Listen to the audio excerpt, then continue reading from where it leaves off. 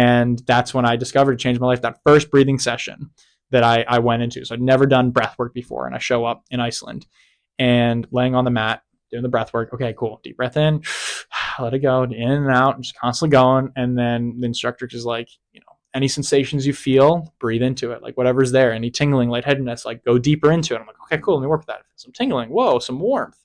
I'm sweating a little bit. Okay, let me just keep breathing.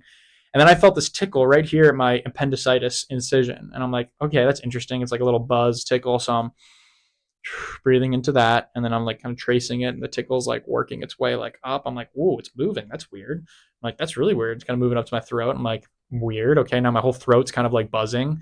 And then in the next breath I take, I just start crying hysterically out of nowhere. I mean, like seemingly out of nowhere. It made sense now.